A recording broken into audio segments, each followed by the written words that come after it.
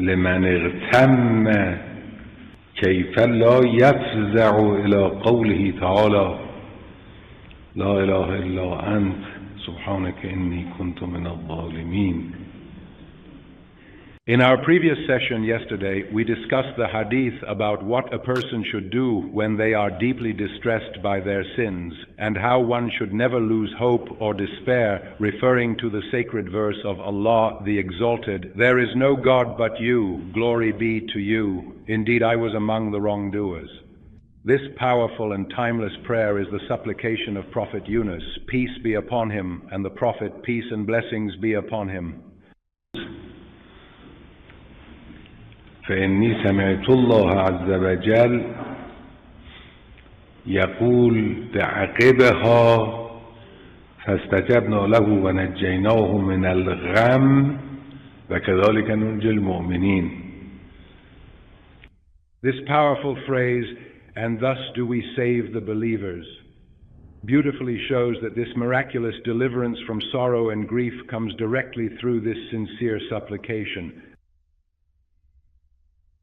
This profound message was not solely restricted to Prophet Yunus. It belongs to every single one of us. Therefore, I find myself truly astonished by any individual who is afflicted with deep distress or sorrow. How can it be that they fail to seek refuge in this verse? لا إله إلا أنت سبحانك إني كنت من الظالمين. Turning toward the Almighty God and sincerely confessing one's own wrongdoings while declaring the absolute purity of the Lord, this is precisely the path that removes all sorrow and grief. فعجبت لمن مكر به. Those who have been the constant target of complex schemes and political maneuverings, and for whom dangerous traps have been carefully set. كيف لا يفزع إلى قوله تعالى وأفوض أمري إلى الله إن الله بصير بالعباد. This noble verse is quoted from that steadfast believer among Pharaoh's people, which is one of the most beautiful and profound parts of the entire book of God. This narrative, detailing the story of Pharaoh's people within this book of God, offers a deep spiritual reflection for all those who seek wisdom within these holy pages, serving as a timeless testament to faith and divine truth for all. All of it is beautiful, but with our limited understanding, sometimes a person finds certain parts even more beautiful. One of the most beautiful sections is this very conversation of the believer from Pharaoh's people. And the believer from Pharaoh's people, who concealed his faith, said, "Will you kill a man because he says," as mentioned in Surah Al-Mu'min, where for more than a page of the Quran, his words are recorded. He himself was originally from Pharaoh's own people and was a believer in the message of Moses, but for a long time he kept his faith hidden.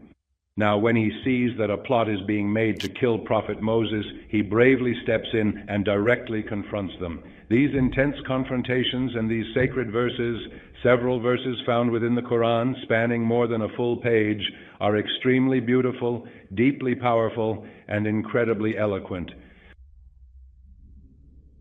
Then at the very end of this hazardous matter, well, he knows full well what a terrible fate awaits someone who dares to speak like this in Pharaoh's court.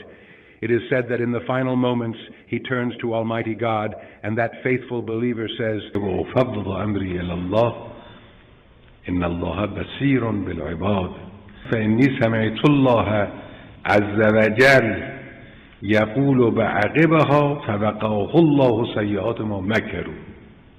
"And I entrust my entire affair to God. Indeed, God is ever watchful over his servants."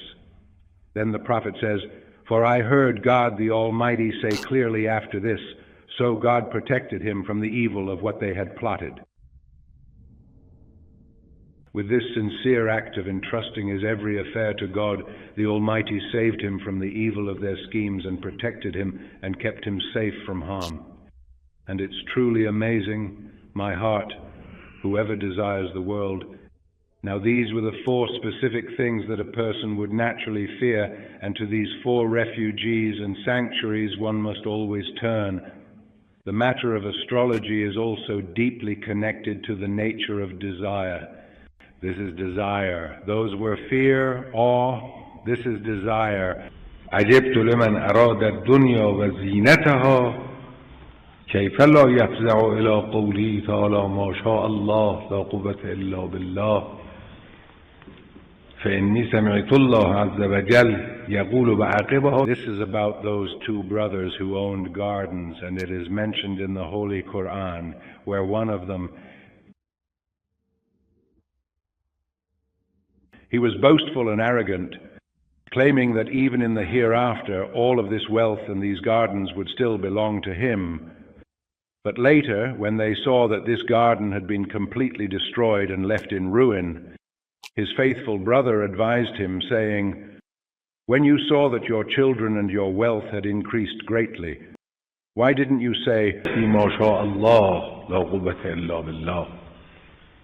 So when you see, when God Almighty in His grace gives you something special which is truly a divine blessing, you should recognize it as coming from God and say, "Mashallah la quwwata illa billah," meaning what God wills happens and there is no power except through Him.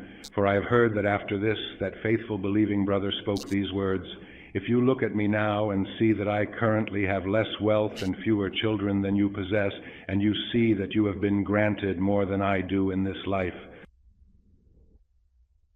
So you should say, ما شاء الله لا قوة إلا بالله. "Perhaps my Lord will grant me something far better than your garden in the future, and perhaps it is truly possible that God Almighty has willed it to be so." This means that God Almighty, in His infinite wisdom, has decreed for Himself to do this according to His divine plan. You can find this passage on page 55 of the book.